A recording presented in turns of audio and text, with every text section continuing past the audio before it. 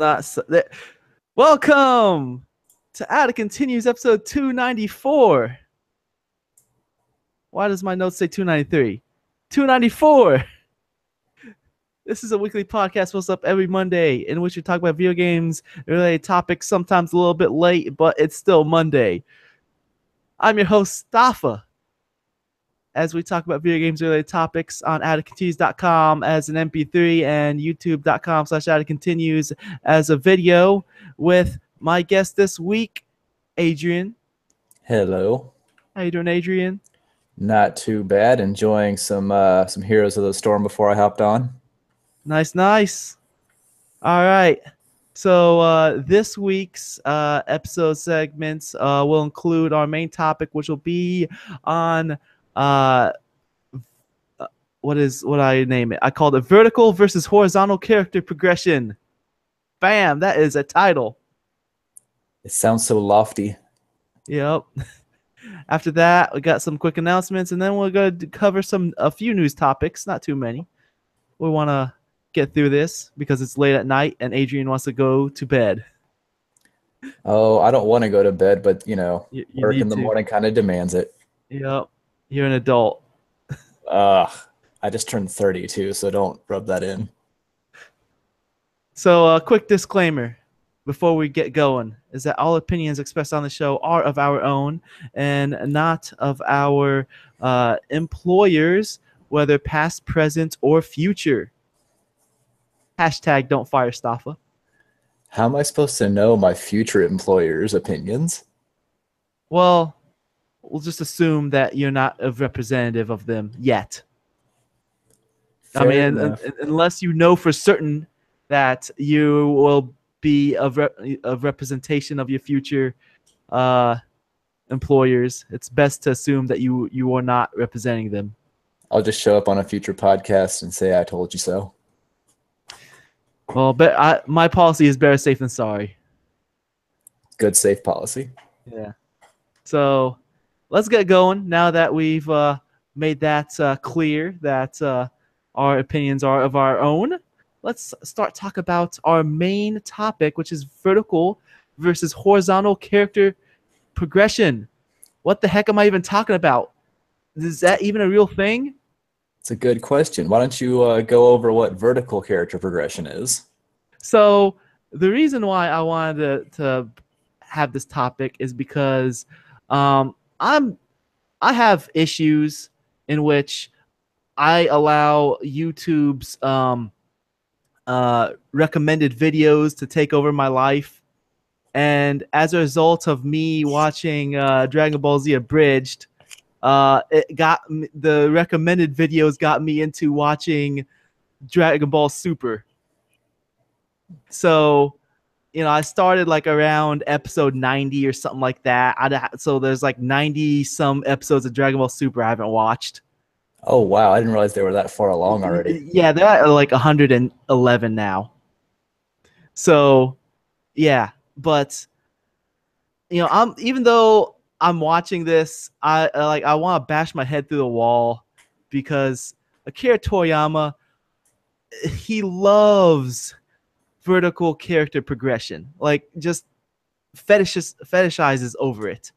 Like he keeps writing himself into a corner because of the characters progress vertically. And yes, Dragon Ball is an anime, but we're gonna tie this into video games because it works the same way.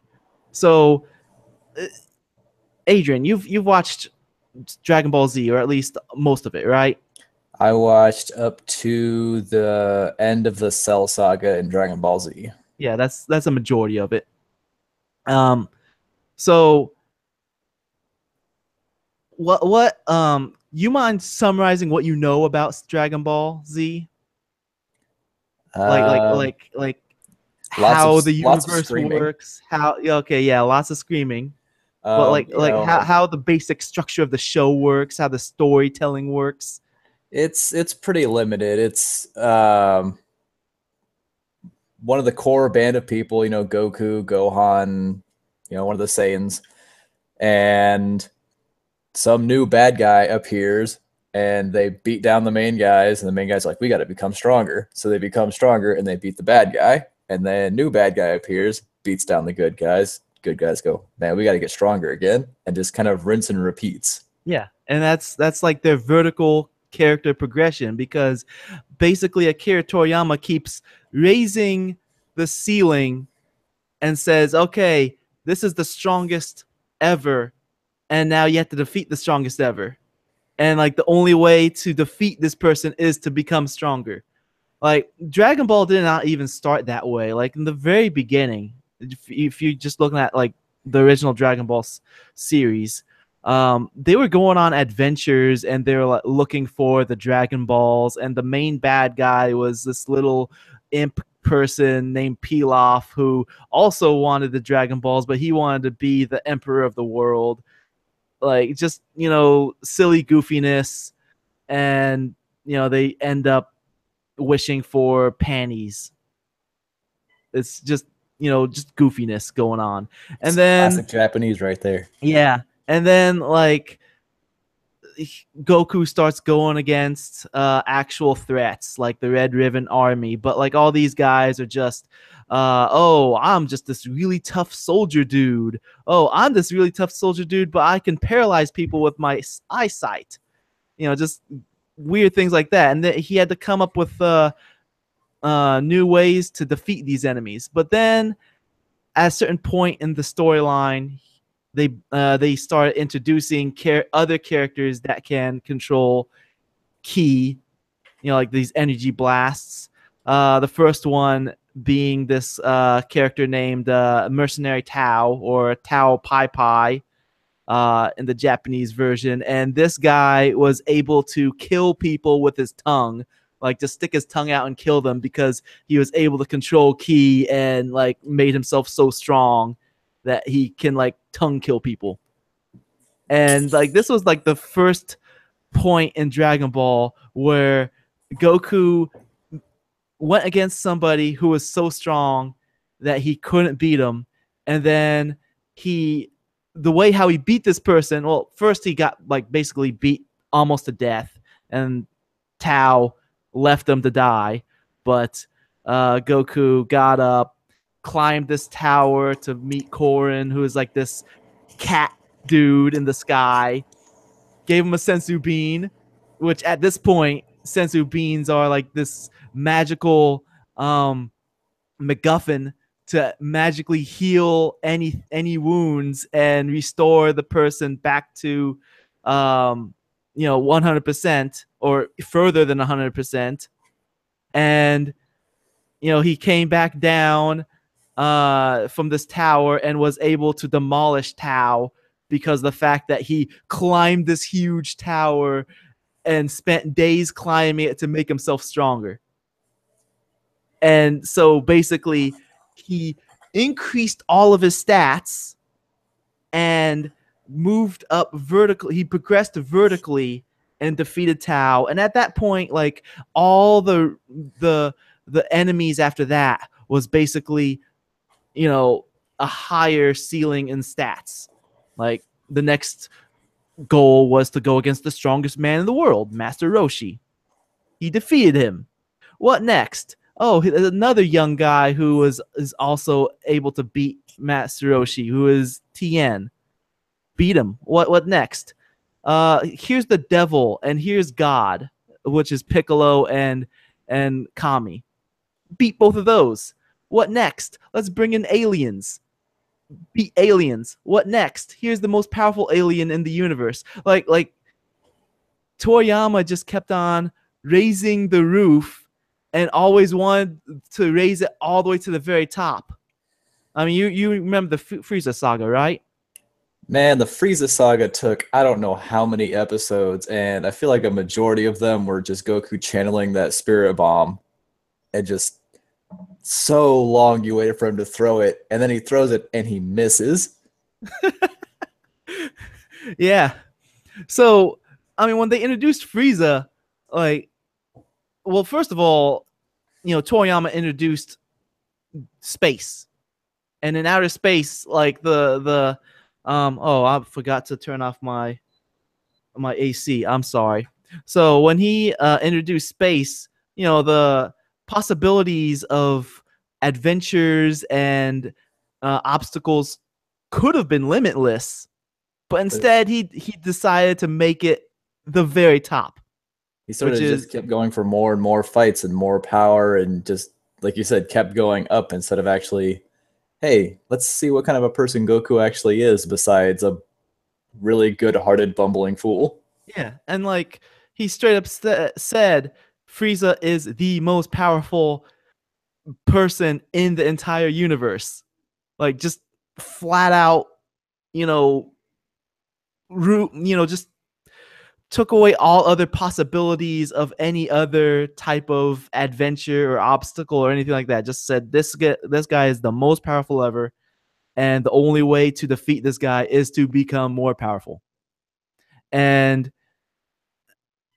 the only way to really show this at this point is to have like these other people observing the fight, telling the audience how much more powerful this person is, because the spectacle hasn't even changed. Like since Dragon Ball, like they were shooting huge fireballs and energy waves and whatever, Mm-hmm. and like in the original Dragon Ball, Tien like blew up the ring while they were in a tournament, and he did this move called the tri beam or the Kikoho, and like Master Roshi is crapping his pants as Tien's charging up for it. It's like, oh no, he's gonna use it. We're all gonna die. Like, just making it as if this is like the most powerful attack ever. And when he does it, it actually looks really cool. It looks like a nuclear explosion. Like everything goes red, just everyone's blown away, and then like as soon as like the smoke clears, the ring is completely gone. It just looks devastating. But this is like power level 10. And by the time in Dragon Ball Z, they're power level millions. But the only way that they can show the difference between Dragon Ball Z power level millions and Dragon Ball power level 10 is by having these observers, like Krillin and whoever, just standing there saying, oh my god, I can't even see the move. What I never got is how on the side of the match when someone's charging their attack, they just they just charge it, and they stand there for so long yelling and charging their attack, and the other person just stands there and watches. Like that's free combo. Yeah. Get in there. Yeah.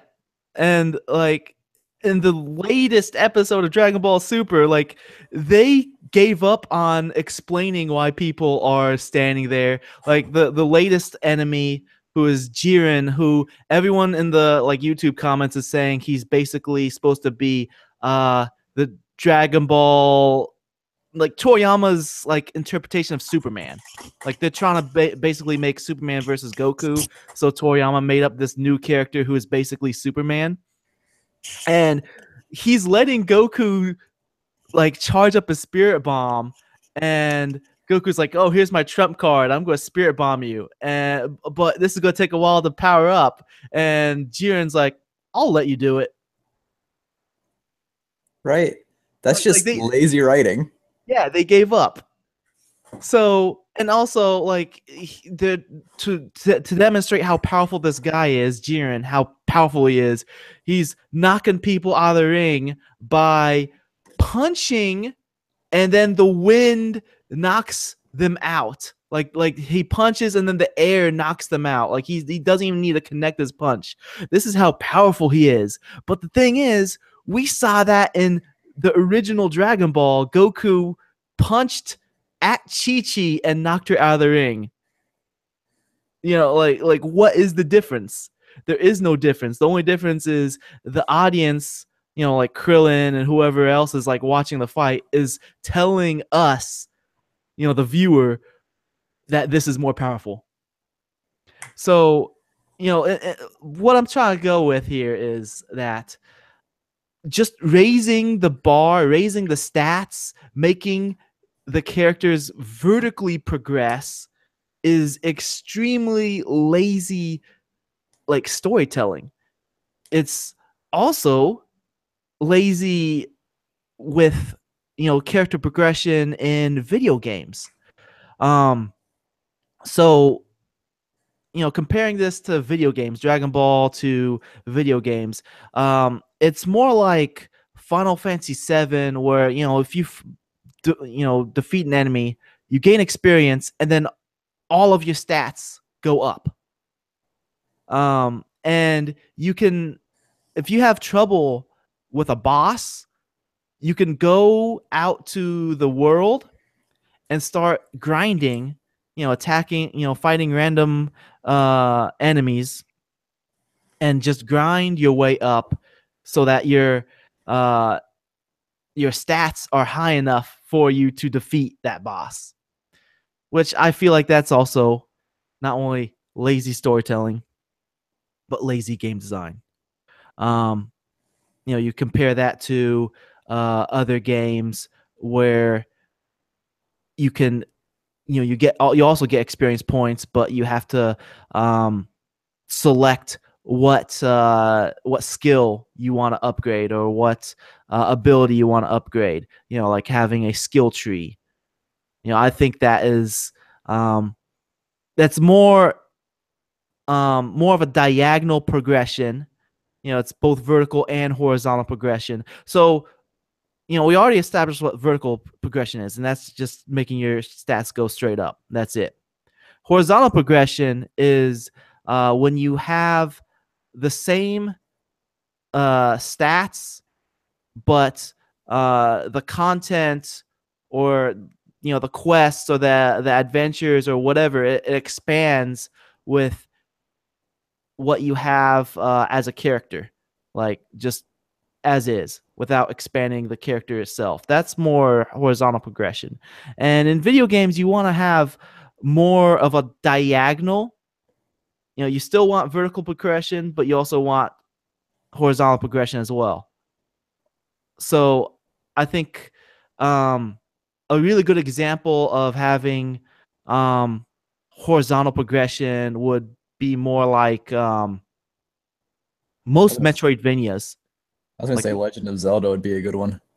Yeah, I'd say so, but like at the same time, I think Legend of Zelda, you get a lot of advantage from collecting hearts as well, which is kind of like upgrading your stats. Well, you do the same thing in Metroid though when you're collecting tanks. Yeah, that's true. But like, okay, yeah. You convinced me. I mean, they're pretty much the same as far as your progression, because a lot of it is focused on the your new adventure. abilities. Yes. Because I mean, if you're in Metroid or if you're in Zelda, both of them require you to explore the game in order to become more powerful. You don't just kill enemies and get stronger. Yes. Yeah, precisely. So, when you have your character, expand as far as new skills rather than just straight up stats, and giving your character, more possibilities and more ways to tactfully progress and attack your enemies, etc. That is a lot more clever than just straight up increasing your stats. I mean, do you agree, Adrian? I mean, I think how do you feel about this? I think both vertical and horizontal have their places. It just depends on what kind of an experience you're trying to give to the person taking in the entertainment, not necessarily a gamer or a viewer. Because if you look at something, I'm going to say Heroes of the Storm because I was just playing that, where as you're playing the game, you get experience and you level up and your stats go up. But every couple levels, you get to choose a talent that modifies how you play the character. So it's got kind of a nice hard 45-degree progression there, because you need both sides of that in order to win the game. And when you hit those talent tiers, that provide new ways to play the character or new modifications to your abilities, they're drastic changes. They're not little things. It's not like, oh, you have a 10% chance to cause this status effect or whatever. It's if you hit somebody with this ability, your cooldown gets reduced by a significant amount. So it allows you to be a better player or a more efficient player the better that you are. Mm-hmm. Yeah, I mean, I don't have a lot of experience with MOBAs, other than like some Super Monday Night Combat, which takes a lot of MOBA like game design. But from when I played that, I mean, if that is similar to other MOBAs, when I was leveling up, I had to select what stats I wanted to level up. Like, for example, if I wanted to level up an ability, or if I want to level up my health, or if I want to level up my damage, etc. It wasn't like, I'm going to uh, level up and all of my stats went up. I was limited to as far as what I can level up. And I think that's fair because that's vertical versus horizontal driven by player choice. Mm-hmm. They're not forced into what they're trying to do. They still get to have some kind of an input as how they're going to play the game. Yeah. I know, a lot of action RPGs like Diablo have skill trees and stuff like that. But a game like the original Deus Ex, you were extremely limited with your experience points, and you had like a ton of different stats you could level up, but like I said, you're just so limited that you really had to think about what you wanted to level up. In fact, you had to think about it before you even started the game, because you're like, what type of character do I want to make? Because you can't do a jack of all trades character. It's impossible. If you're going to do that, you're going to be good at nothing. You're going to be able to do a lot of stuff, but you're going to be good at absolutely nothing. Mm-hmm. So you had to really think about what you want to level up, and specifically choose what you wanted to specialize in. So that was vertical progression, but at the same time, you had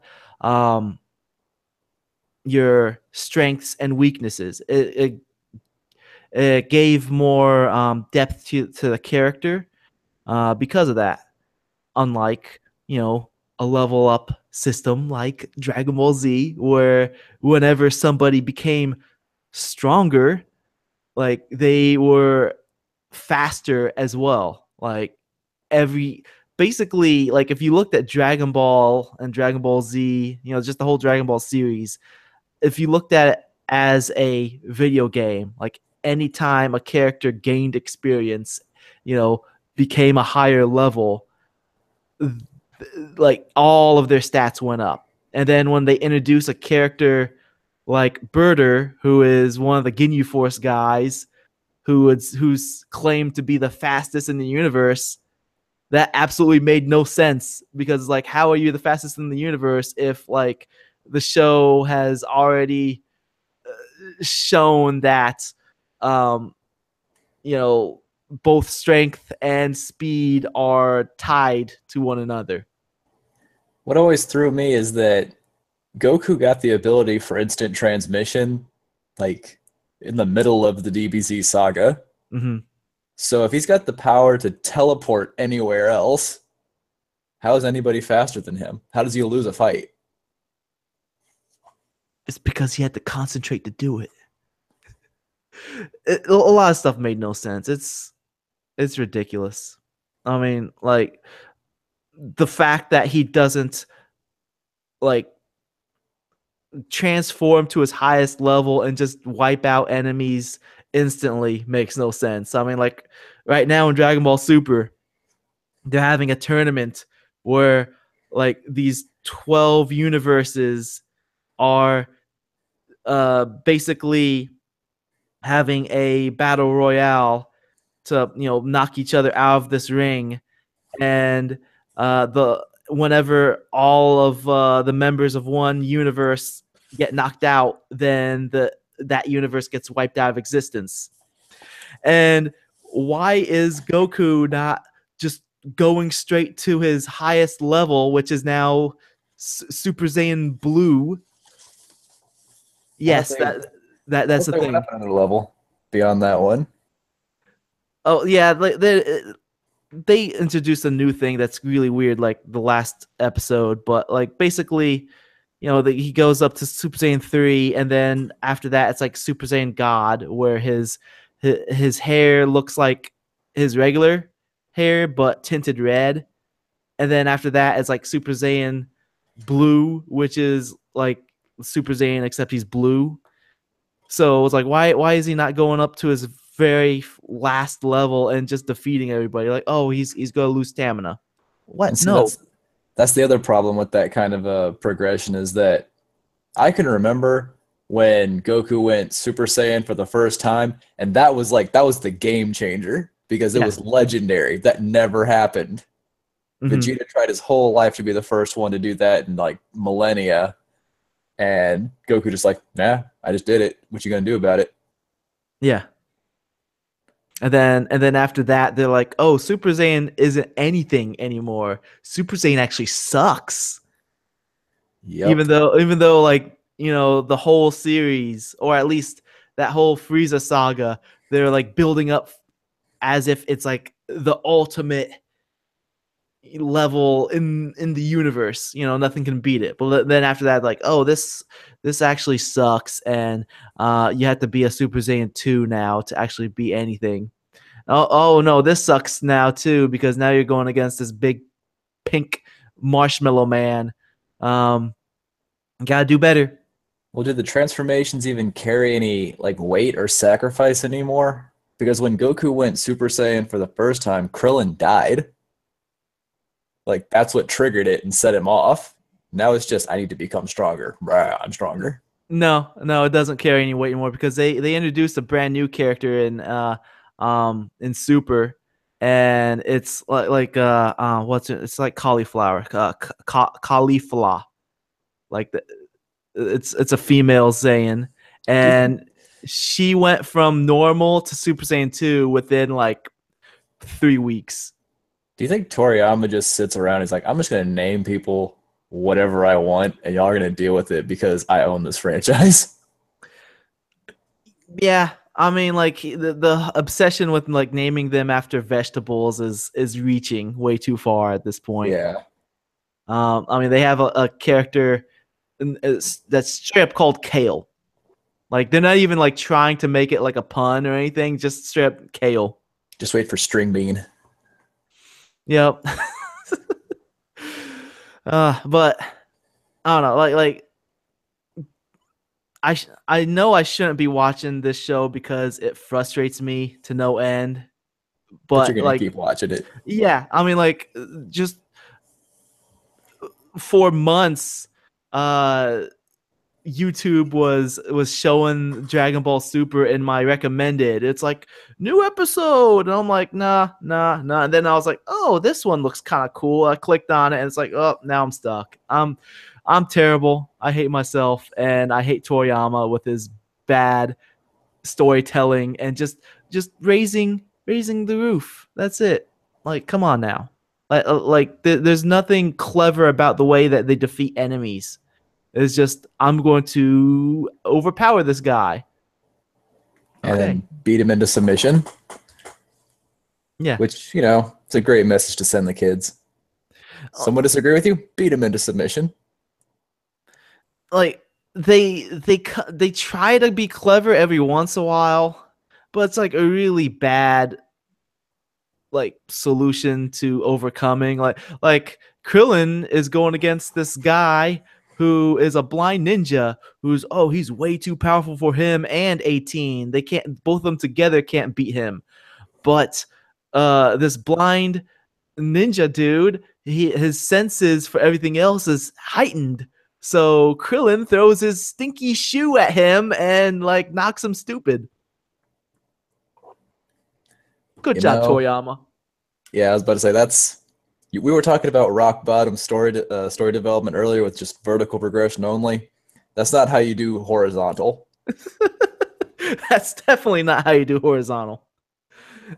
You know, like they keep on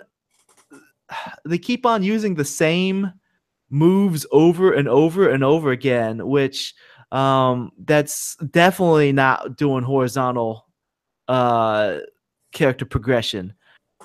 They don't increase the characters' arsenals of different attacks or weapons. I mean, like they stopped trying after Dragon Ball, because like Master Roshi and Tien in the original Dragon Ball, they kept on using a ton of brand new techniques and moves, and Goku had to try to overcome them, and he basically just overcame them by just brute force, just sheer muscle. That's how he beat them. That But determination. It's yeah, just like he headbutted some people. He's like, I don't have anything else. I'm just gonna fling myself at you. and then after Dragon Ball, like rather than coming up with new moves, they just kept on spamming the same moves over and over, like Tien's Solar Flare, which became everybody's Solar Flare attack. You know, Just throw um, another Kamehameha at it. It'll be okay. yeah, exactly. But I don't know. Do you have anything you want to like add before we like wrap up this discussion on like vertical character progression versus horizontal Character progression? Character depression. There we go. horizontal character depression. Just Yeah, the character gets sadder and sadder, but not any stronger. just starts laying down on the floor. That's the horizontal character depression. um, I'm trying to think if I can come up with a really good example of a game that's got solid vertical and horizontal where you can't like pick it apart as well. It all just kind of blends together. But Horizon Zero Dawn did a pretty good job of that because you start to get progressively more powerful without trying too hard. Hmm. But at the same time, the story just kind of drives you forward anyway. I haven't played it, so I don't really have any input on that. Um, so on this podcast, my brother Ali and Kevin, like they they have mentioned multiple times how they like the older Elder Scrolls games more than Skyrim, which has uh kind of dumbed down like the RPG elements of that game. But Oh yeah, it has. I think one thing you can at least um point at it and say that does well is that um, it has a focus on skills rather than like upgrading your stats, because you use your skill points to um, unlock new skills and abilities rather than just upgrading your stats and making your character stronger. And I think that is a good use of more horizontal character depression. Oh my god, I keep on saying depression. Horizontal character progression rather than like straight up vertical character progression. I can agree with that. My beef with Skyrim is more that it advanced itself in very smart ways in terms of storytelling and what character abilities mean to you, but it also very much limited how much you can control those character abilities. I mean, back in Morrowind, you could make your own ability more or less. Mm-hmm. As long as you had the right stuff, you'd be like, I'm just gonna fly. That's what my character's gonna do. Hmm. Okay. Sad they took out the leveling up your acrobatics from jumping all over the place. Everyone liked to do that. Oh my god. And I remember like watching my roommates play Oblivion, and he's just like jumping everywhere, and I'm And like, then every what? once in a while, acrobatics to 67. Yeah, I'm like, why are you jumping everywhere? He's like, that levels up my acrobatics. I'm like, that's stupid. It makes no sense. If anything, that would like destroy your knees. Mm-hmm. They're magic knees. Yep. Magic knee. Elder Scrolls 6. Bend the knee. Hashtag bend the knee. But yeah. Anyways, I mean that's pretty much all I got, unless you want to add anything else. Not that's on the top of my head. All right. So now that we have that wrapped up, one thing that I can always count on to have the best character progression, like doesn't even need to be vertical, horizontal, diagonal, just has like straight up the best character progression. Hello Kitty Island Adventure. Other than that, I couldn't tell you. DreamHost. Really? DreamHost is a web service that offers unlimited storage, unlimited bandwidth, user-friendly interface, unlimited character progression, and they are optimized to use content managers such as WordPress and many more features. All that just for $7.95 US a month. And if you use the promo code OUTOFCONtinues, that's one word, no spaces, it will waive away the setup fee and get you a free domain registration. That's a pretty sweet gig. Yep. Character progression. Unlimited. Unlimited. I mean, this is like more vertical progression than Dragon Ball. That's a lot of vertical. It's a lot of horizontal too. Well, I'm sure DreamHost can get you more horizontal than Dragon Ball can. Oh, definitely. But anyways, other than that, we can use some more iTunes reviews. iTunes, basically the way how their charts work is they go by week basis as far as how many reviews a podcast gets. So they go by quantity over quality, and so that's an unfortunate thing. But if you can leave us a review, that can really help us out. But if you can't leave a review for whatever reason, you can still help us out by sharing the podcast on social media such as Facebook, Twitter, Reddit, wherever. Tell a friend. Do people still Instagram, or has that been replaced with Snapchat?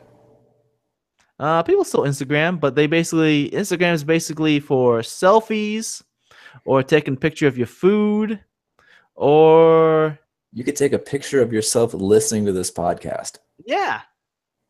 Hashtag don't fire Meta. Staffa. That too. Hashtag meta. So yeah, let's move on and talk about some news. And let me screen share. Hopefully things don't mess up like it was last or 2 weeks ago. Can you still hear me? I can still hear you. Okay, good, because like a couple weeks ago, everything would go wrong like after I screen share. So anyways, Neo, a good friend from the Matrix, Neo. I mean, no, that's the wrong Neo. Neo, NIOH, the game made by Team Ninja, the Dark Souls-like samurai RPG that came out like in January this year. It was like really early this year. I think it was January.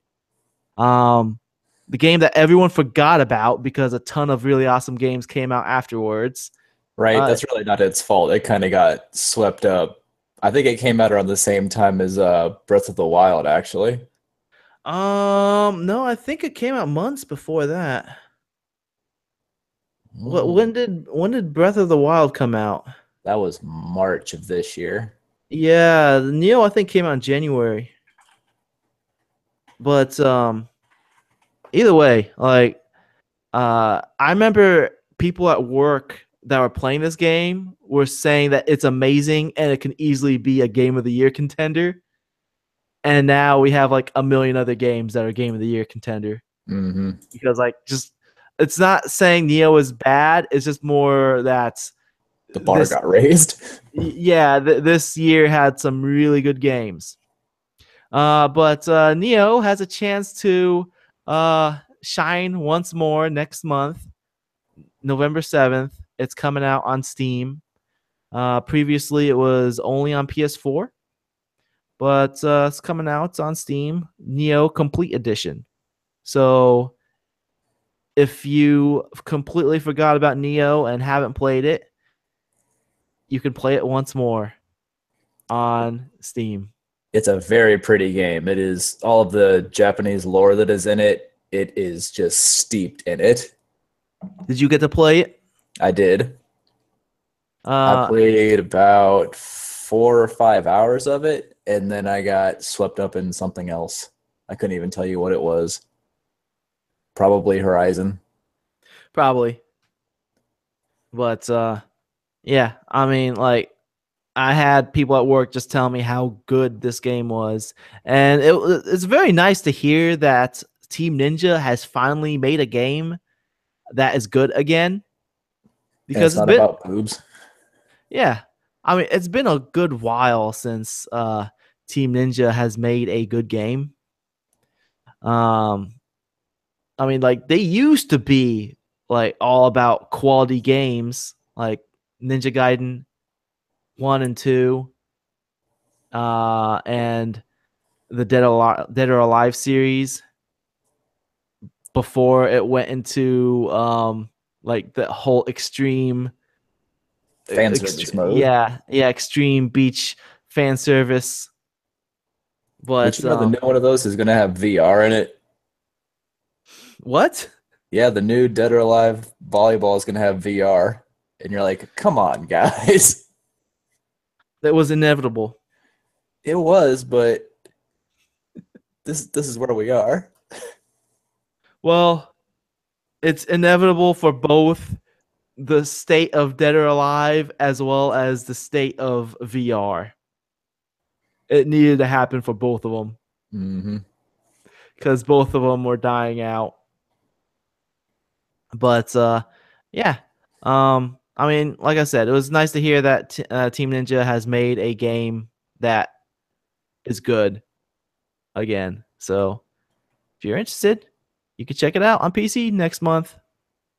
Let's move on. Talk about a game that you won't be able to check out on PC anymore. Hawken. So Hawken, free to play mech shooter on PC. They have removed the ability to purchase the DLC at this point, and next year, or basically in a couple of months, January 2nd of next year. Oh wait, never mind. The January 2nd next year, that's when they're gonna remove the DLC.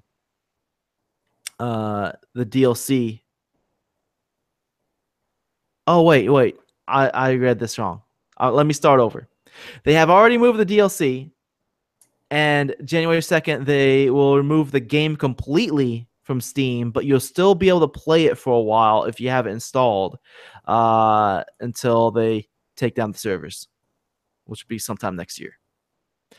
So Hawken, like, I always thought it had a very cool style to it. I played a little bit of it, but I didn't really get too into it because it came out at a really bad time.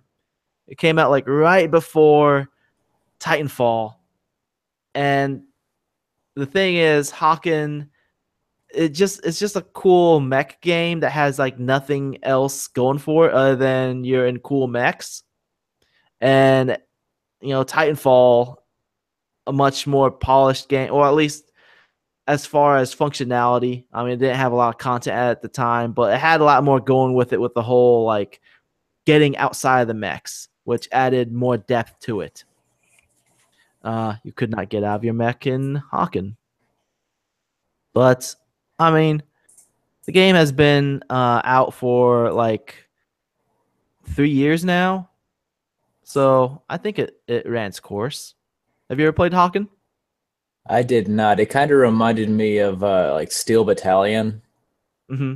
or something like that. But when I remember looking at Hawken and just thinking like I want a good mech game, but I want a game or a mech game where everything's not gray Hmm. Like and brown. the thing with Haken though is that even though it's a mech game, it ran pretty fast. I mean, like the mechs, they move pretty quickly. So at that point, like it's not very different from just playing a your average first person shooter. And at that point, why would you just play a first person shooter? Yeah, like the only difference is that like the screen kind of thuds as you walk, and you can boost like as you strafe, but there's not really much of a difference between Hawken and just any other first person shooter. It So says that that it supports the Oculus Rift, so maybe we'll get a Hawkins sequel that's got full VR support, like it was built from the ground up for VR. mhm. Because that might actually get me to play a mech game. Is when you do that. Yeah. Well, I have no doubt that we're gonna hear from Adhesive Games soon on what they're gonna be working on next. But it says all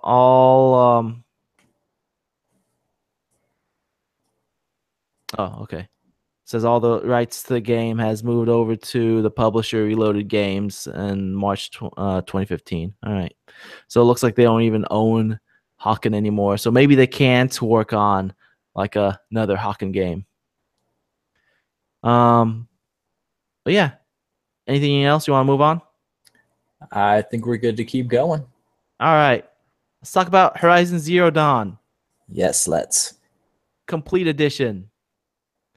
So, with like the new Frozen Wilds DLC, uh, they're gonna like wrap all that up, all the digital content, all the extra content up in what's basically a Game of the Year edition, but like before the end of the year. And it's gonna And be $50. yeah, yeah, that is actually a good point. It's cheaper than the $60 uh digital deluxe edition of the game and has more content. I haven't played Horizon Zero Dawn. Maybe I'll pick it up. It is a very, very solid game. The world I, that they built is so well crafted. I have heard only positive things about the game, and also from what I heard that this game was made by the team at Guerrilla Games that worked on um, the Vita game, which the Killzone Vita game, which is like Killzone Mercenaries, Mm-hmm. which that one is considered as the best Killzone game. Um, like Killzone, which isn't really saying much to begin with, because Killzone has always been more graphics over substance. Mm-hmm. Like all those games look great, but I didn't care for any of them. And I think I own Mercenaries, but the thing is, like, I don't want to play my Vita. Why do I want to play a Vita? I don't know. Just put it all on PS4. Yeah, they don't want to do that. That's what they've already started doing with with like Patapon remastered and Loco Roco. Like there's moving all the good stuff from the Vita onto the PS4. Like we give up on handheld. Nintendo can have that. Yeah. So basically, the Zero Dawn's Complete Edition will include the Art of Horizon Zero Dawn digital art book, exclusive PS4 theme, Karja Storm Ranger outfit. Am I saying that right? Karja, or is it Karya? I think it's Karja. Karja Storm Ranger outfit and Mighty Bow, a Banuk Trailblazer outfit and Cooling Bow, a Banuk Traveler pack. Am I even saying that right either? I think that might be Bannock. Bannock. All right. Karja Trader pack and Nora Keeper pack. So I have no idea what any of that means, but I think it's all DLC that you have to pay for, I'm assuming. I think those are all just like supplies. The different bows like affect how your bow works. Mhm. So those actually are legitimate things to look into. The other things I'm pretty sure are just like ingredient and crafting supply packs. But the main thing to note is the Frozen Wilds, which is a $20 DLC expansion, will Hmm. be included. So I'll probably be picking this up I would recommend it. It's a very good game. after I pick up Shadow of War. Because that, Oh yes, that's tomorrow. yes, I'm already seeing the reviews are very positive, Mhm. and Shadow of Mordor uh, is like one of my favorite like games of recent years. I have a weird relationship with that game because I picked it up just randomly to play it. I played the entire thing. That's one of the only games I've actually 100%ed on the PS4. Like that's one of my only platinum trophies. Nice. And I don't care about the story at all. It's just the gameplay is so good.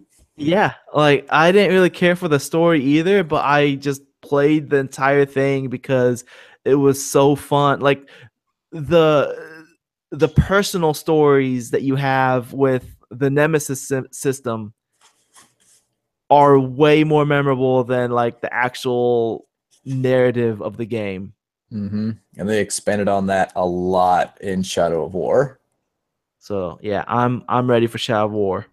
My body is ready, and then I'll get to Horizon Zero Dawn. Um, moving on. Moving on. Speaking of games that are like a game of the year edition, kind of, but not quite. Street Fighter V Arcade Edition confirmed. So this Has one's a new, weird one yeah.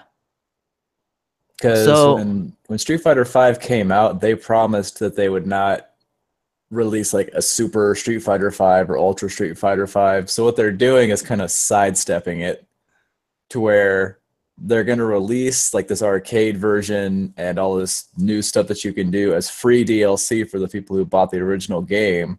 But if you buy the arcade edition, you get codes for downloading all of the DLC characters.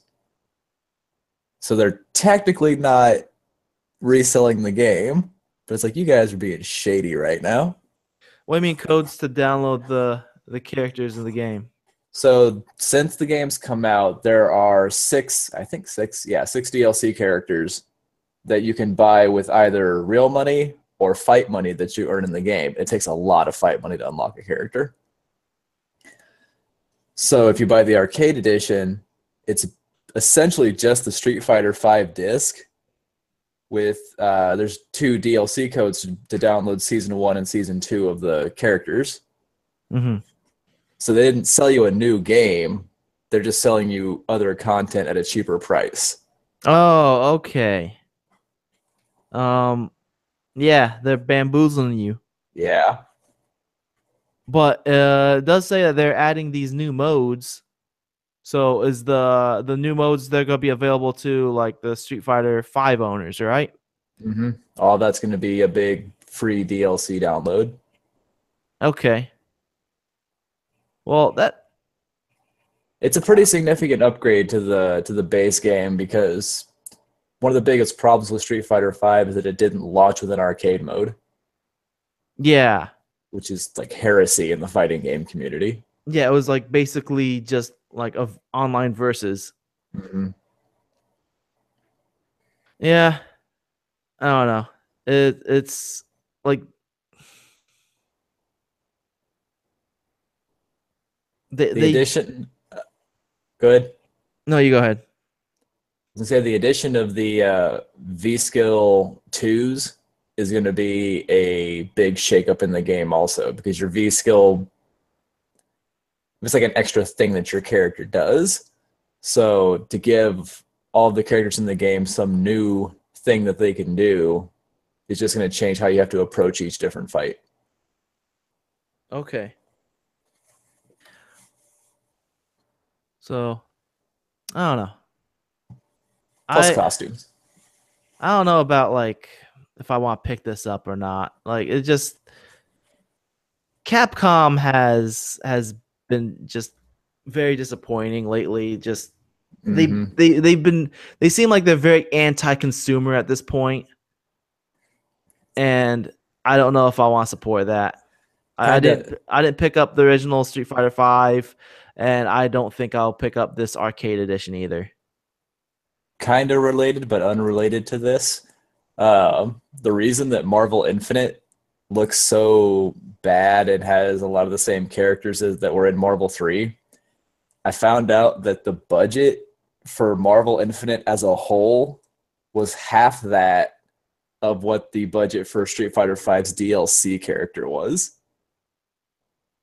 Wow, Right? I was like, that's insanity. wow. Capcom. It's all good though. We got Dragon Ball Fighters coming out in January.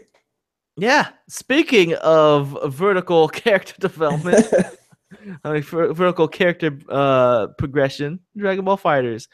Um, I played that at E3 and it was amazing. I've been watching so many videos of it and just, oh, I'm so ready for it. Like, how are people getting into the beta for that? I am not sure. I think it's a email submission thing that you sign up for and get randomly chosen. Oh, you just randomly get chosen? Because I signed up for that and I didn't randomly get chosen. Well, you were randomly unchosen. I got I bamboozled. didn't get picked either. So we can sit in the losers club together. Yeah. All right, let's move on.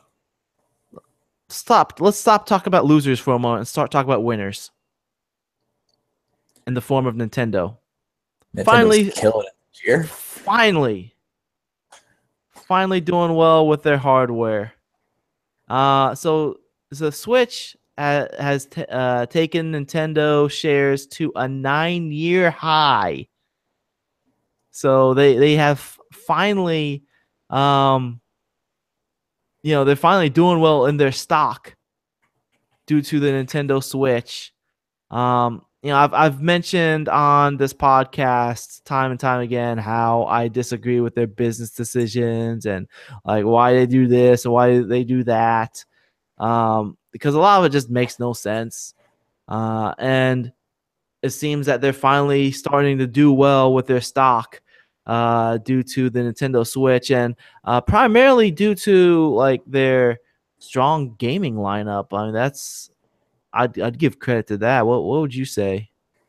I think that Nintendo has started to really sit down and think about not so much how to do something weird and innovative in the field and to think more about what do gamers want? What do they really want? They want Mhm. good games and they want to be able to play them whenever they want to.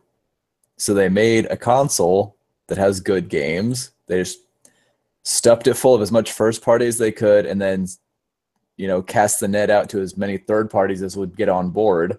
And they said, just make it portable. Mhm. And we got a crazy Mario XCOM game that no one ever thought that they needed, And you know what? It's a but cool game. we all actually really needed.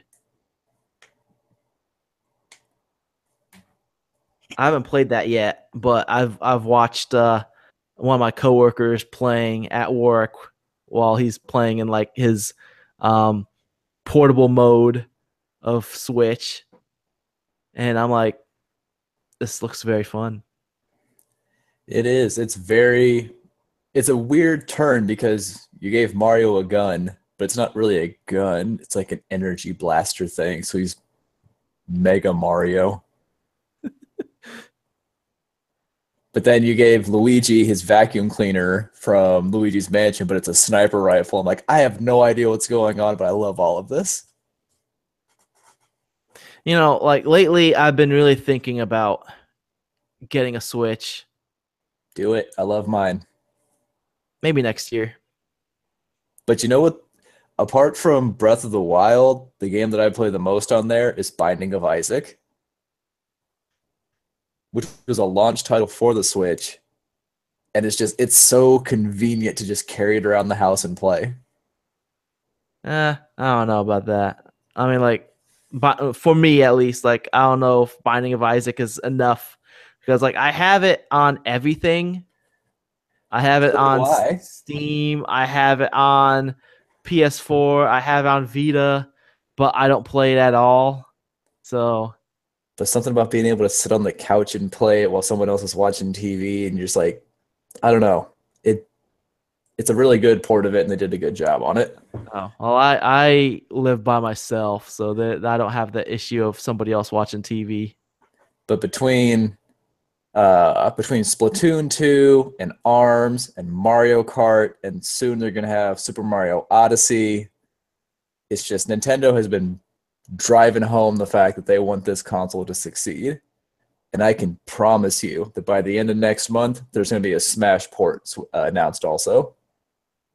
Yeah, yeah, they'll probably have. I mean, there is no doubt that they're gonna have Super Smash Brothers on the Switch. It's a console built for Smash Brothers.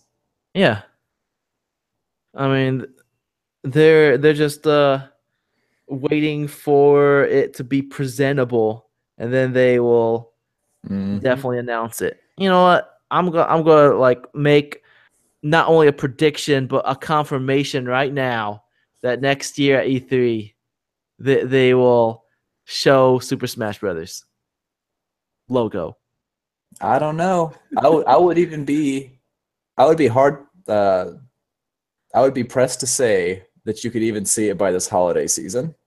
It wouldn't shock me to have a Nintendo Direct at the beginning of November that says, "Hey, we've got one more big holiday title for you, Smash 4 port," and everyone just loses their mind.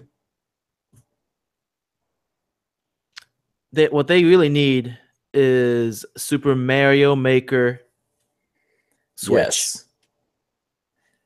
And you know And what would even and top that? they pronounce it like Mario, not What Mario. about a Super Metroid Maker? Mm, Yeah. that would be. I mean, that would be cool, but like how many people are actually gonna make a good Metroid levels? Because like with like the whole exploration aspect of Metroid, like going around and upgrading your character. Well, the Like people who care will make good ones. there's gonna be like a handful of really good levels that you can download, and then the majority are gonna be like, "Hey, you're gonna walk in a straight line and turn into a morph into a ball, and that's it."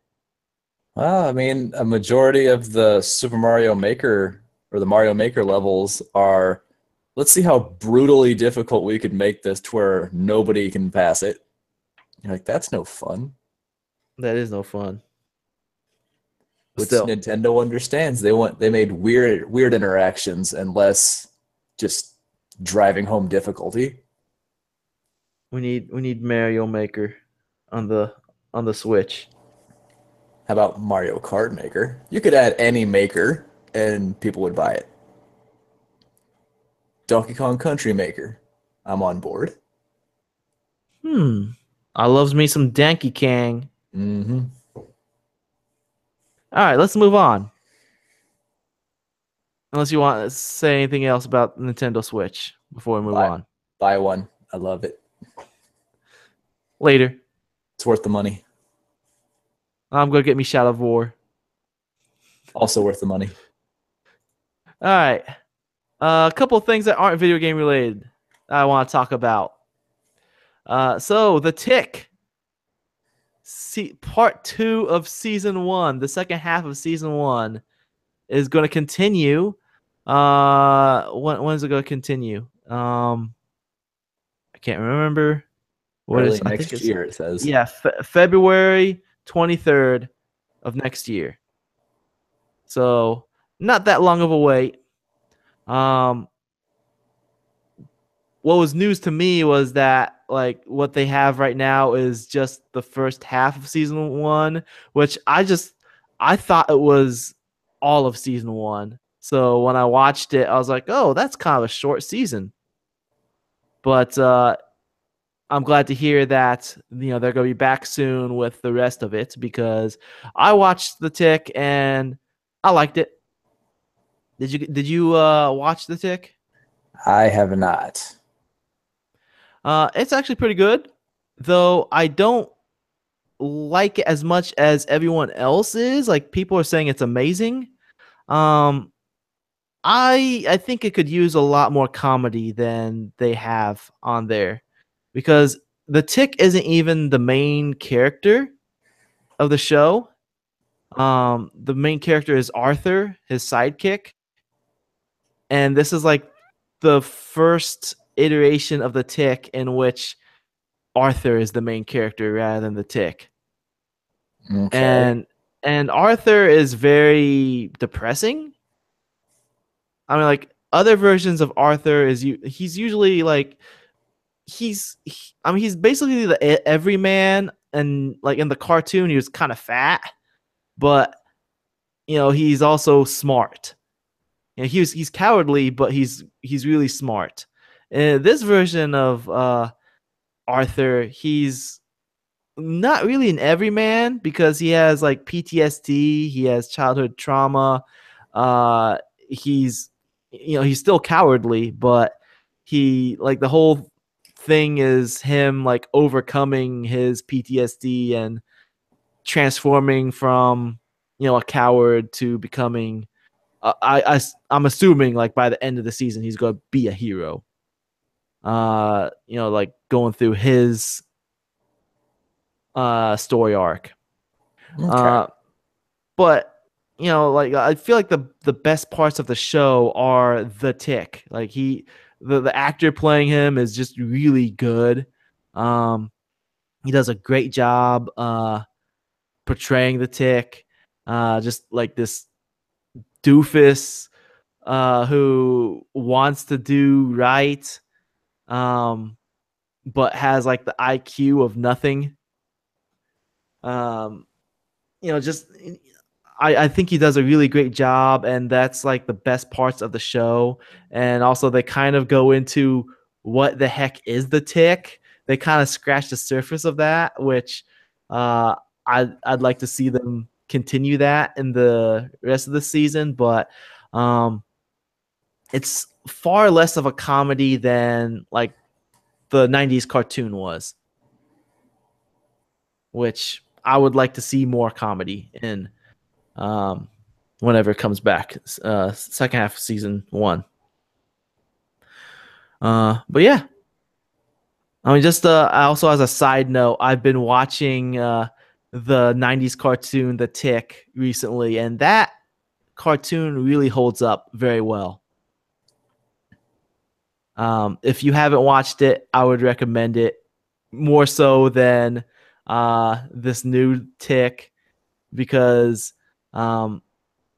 I feel like it's funnier now than when I watched it as a kid since a lot of the jokes just went over my head. Mm-hmm. And as an adult, it's like, oh, that is actually very clever and hilarious. And yeah, just it was a really good show. Um, Moving on, unless you want to add anything. I have not seen The Tick. I didn't watch the one back in the '90s either. I would totally recommend it. So I can't feed in too much into this, other than I can say that it's good to see Jackie Earle Haley's name up there. Jack Earl Haley. Who He is was he? Rorschach in the Watchmen movie. Oh, he plays the okay, yeah, and he plays as the Terror, the main bad guy. He was also Freddy Krueger in the remake of Nightmare, but we don't talk about that. Oh, we don't. Oh, Oh, speaking of Rorschach, so IGN like they have this video, of the two actors playing the Tick and Arthur, and they're just reading, um, lines of other superheroes, like doing their impersonations. The guy playing Arthur, he had to read a line from Rorschach, and the actor playing the Tick, he's like, I think this is more of a line that the Tick should say. So he like recites the whole like I'll look down on them and say no, that bit. Mm-hmm. Like he recited that whole thing with the Tick's voice, and it's just golden. That's Uh, great. I recommend checking out that that video clip. But yeah, let's move on. One last thing. Justice League. They dropped the trailer. And did you get a chance to watch this? I did, and I'll say it's one of the best trailers that they've done so far because I don't want to say it's the first one that made me care about the movie because I went to go see it yesterday, finally, and they had a trailer for the Justice League before it, and that was the trailer that actually made me care about this movie. I don't know if it's just had some kind of an air of cheese over it or if I'm just too used to seeing like Marvel style trailers. But the one that I saw yesterday was like, all right, I'll go see this movie. That made it look good. I feel like this trailer, I mean, a lot of people seem very hyped for this trailer. But with that said, I feel like I'm in the minority with my opinion on this because it hasn't changed my opinion on the movie, or at least my hype for the movie at all. Because I've been very skeptical about the movie due to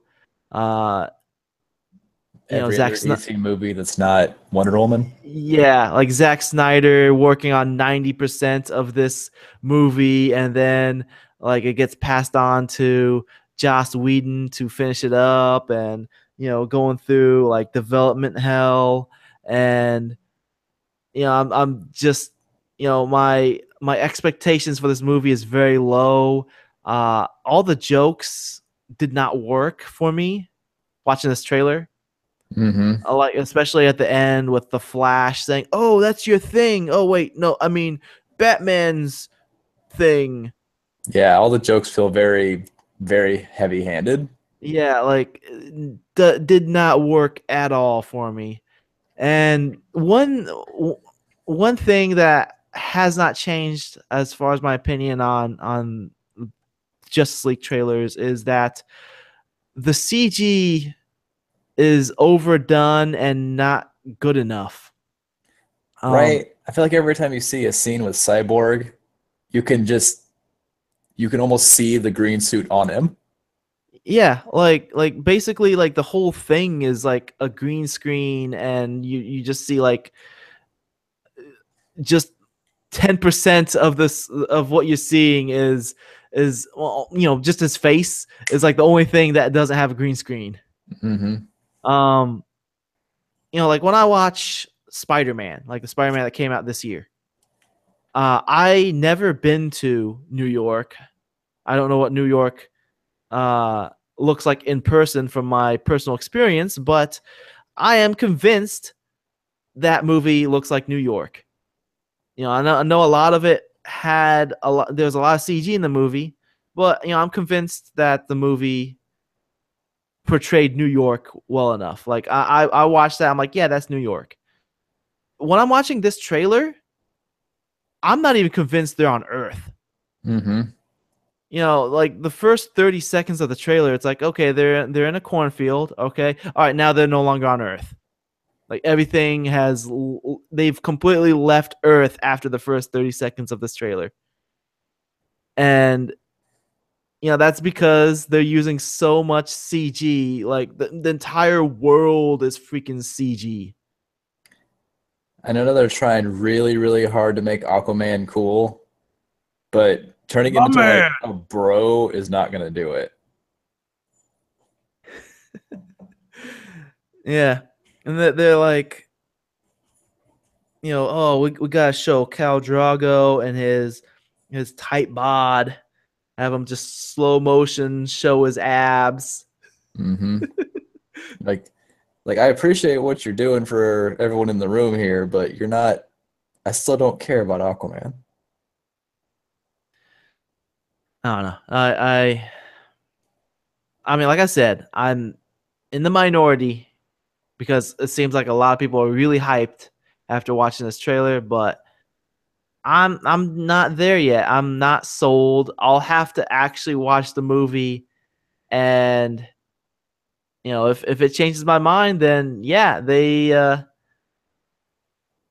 succeeded. If they win me over, yeah, they succeeded. But like until then, my hype level is at a minimum.